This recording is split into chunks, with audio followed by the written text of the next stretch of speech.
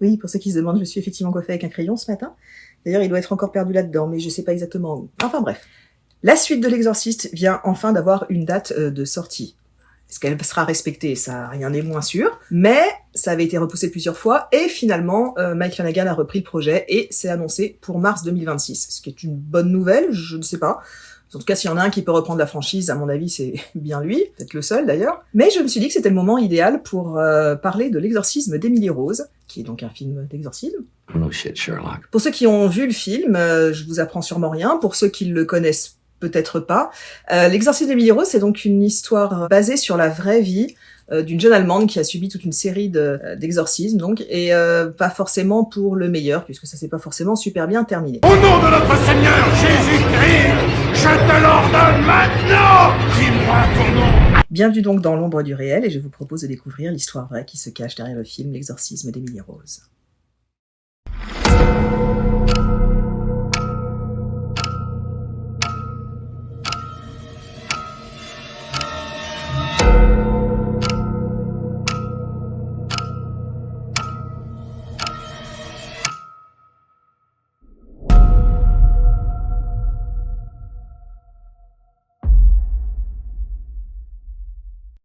L'exorcisme d'Emily Rose, pour ceux qui ne le connaîtraient pas, est donc un film d'horreur, ça tombe bien, avec Jennifer Carpenter et Laura Linney. Il s'agit du deuxième film de Scott Derrickson, à qui l'on doit notamment le très glauque Sinister,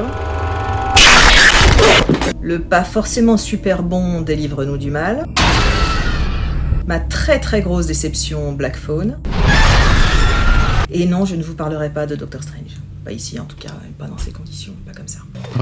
Emily Rose, c'est donc l'histoire librement inspirée du cas d'Anneliese Michel, qui est une jeune Allemande qui trouva la mort en 1976 à la suite d'une très longue série de 67 exorcismes dus à une très violente possession démoniaque, du moins c'est ce qu'ont prétendu ses parents et les prêtres de son église. Anneliese était donc une jeune fille a priori normale et sans histoire, élevée dans une famille catholique et très pieuse, ce qui n'a pas empêché maman d'aller faire une petite Martha, une petite fille, hors lien sacré du mariage, parce que des fois ça fait du bien. Mais la jeune Martha n'a pas eu beaucoup de chance puisqu'elle est morte à l'âge de 8 ans d'une tumeur au rein. Et elle a donc été enterrée dans un coin du cimetière à part, qu'on réserve généralement aux personnes suicidées ou aux personnes nées hors mariage. Puisque c'est ça qu'on fait quand on est un bon catholique, généralement on planque un petit peu les trucs sous le tapis pour pas que le curé et les gens du village soient au courant. C'est plus pratique. Donc bon, Anneliese avait une vie normale, entre guillemets, parce que c'était pas non plus la super ambiance, puisqu'elle n'avait pas le droit, elle et ses sœurs n'avaient absolument pas le droit de sortir de la maison, jouer avec les autres enfants et passer leur journée à prier, ce qui est pas non plus forcément la meilleure manière de s'ambiancer quand on est gamin, on va pas se mentir. Bref, tout se passait plutôt pas trop mal, jusqu'à l'âge de 17 ans, et là ça a commencé à sérieusement partir en cacahuète. Anneliese commence à avoir des crises de paralysie assez nombreuses, et ses médecins pensent à des crises d'épilepsie, lui donnent quelques médicaments, histoire de régler un peu le bazar, mais évidemment, ça n'a pas fonctionné. Hey.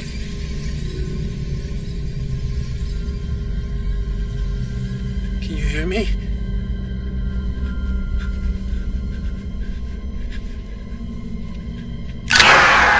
Malgré les médicaments, la santé d'Anneliese se dégrade et elle confie à ses parents commencer à voir des visages de démons et elle commence à entendre des sons et des bruits très étranges. Mais ça, c'est pas le pire. Elle commence à avoir des crises de colère absolument terribles, elle déchire ses vêtements, elle se met à ramper sous la table en aboyant comme un chien, ce qui est jamais très bon signe de bonne santé mentale généralement, et elle s'est mise à faire plus de 500 génuflexions par jour. Ce qui est quand même assez énorme, c'est l'équivalent de 500 squats par jour, donc c'est quand même pas mal. 500 squats par jour, ça laisse rêveur, je trouve. Et le pire, c'est que c'était pas le pire, justement. Donc elle pissait partout, ce qui est un peu dégueulasse. Elle léchait son urine, ce qui est encore plus dégueulasse. Et quand elle s'ennuyait de trop, elle s'amusait à arracher la tête des oiseaux avec ses dents. Ce qui est pas drôle, en fait. Ce qui, en fait, est une journée à peu près typique dans la vie de Marilyn Manson.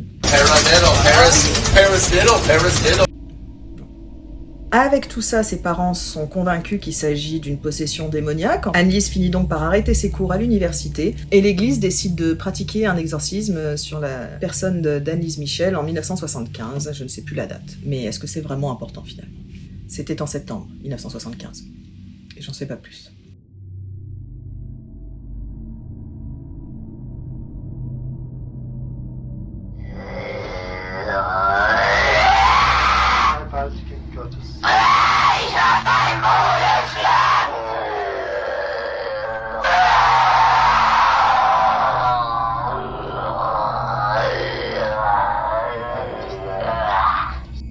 Bon, alors entre nous, on va pas se mentir, hein, ce qu'on vient d'entendre, on rajoute quelques instruments derrière et ça pourrait être tout à fait la face B d'un obscur groupe de métal que plus personne n'écoute, à part la mère du bassiste, et encore, c'est pas gagné.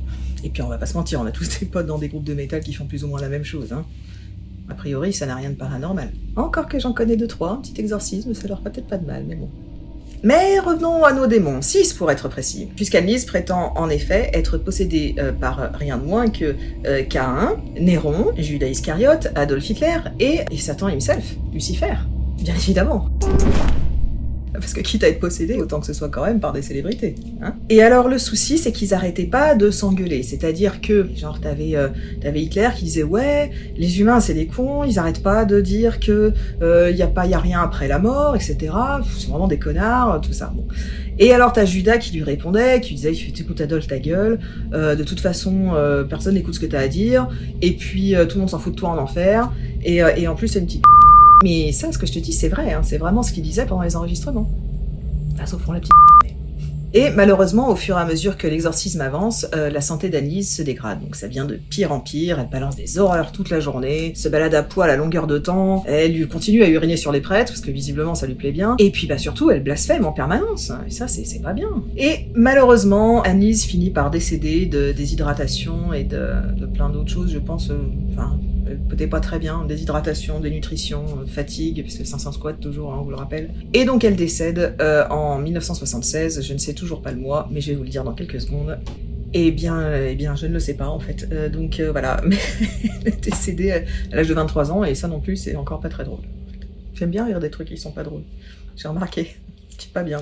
Et donc, contrairement à la fin du film, hein, où on avait l'impression qu'elle était un petit peu considérée comme une sorte d'héroïne ou de choses comme ça, en fait, c'est pas le cas du tout. Elle a été enterrée à côté de sa sœur Martha, dans le coin de non-VIP du cimetière, tu vois, celui où on cache les choses. L'histoire d'Annelise a fait énormément parler d'elle en Allemagne parce que les parents ainsi que les prêtres ont été accusés ensuite d'homicide par négligence. Le procès a donc eu lieu et ils ont effectivement donné les enregistrements des exorcismes pour se défendre. Les 2 prêtres ont été condamnés à 6 mois de prison, qui ont été suspendus par la suite, et les parents ont également été condamnés pour homicide par négligence, mais ils ont été exemptés de toute peine puisque c'est une particularité du droit allemand, enfin je sais pas si c'est toujours le cas ou pas, mais quand on estime qu'une personne a assez souffert, eh bien ils ne font pas de prison. Donc voilà, après à chacun de croire ou non en la possession démoniaque, beaucoup s'accordent à dire que Annelise souffrait en réalité d'une maladie mentale et qui a été exacerbée par la ferveur catholique de ses parents et des prêtres qui l'ont entourée. Et ils ont donc préféré faire passer cette maladie mentale pour une possession démoniaque, parce que quand même, on va reconnaître que ça fait un poil plus classe dans les soirées. Voilà, j'espère vous avoir donné envie de revoir l'exorcisme d'Emily Rose, pourquoi pas. Sachez également qu'il y a le film Requiem qui parle également de cette histoire. Je ne sais pas le nom des réalisateurs et je ne sais pas en quelle année il est sorti. Vous faites vos petites recherches sur internet, vous trouverez. Mais sachez aussi que Requiem, il est plus sur le côté drama, qui était un bon film d'ailleurs, si j'ai bonne mémoire, mais il était plus branché drama que vraiment sur le côté horrifique. À bientôt donc. Et faites gaffe avec vos planches de Ouija, histoire de ne pas vous retrouver à faire des squats en bouffant des araignées et en pissant sur tout le monde. Hein. À moins que vous vouliez vous lancer dans le métal. Enfin bon, ça c'est encore une autre histoire.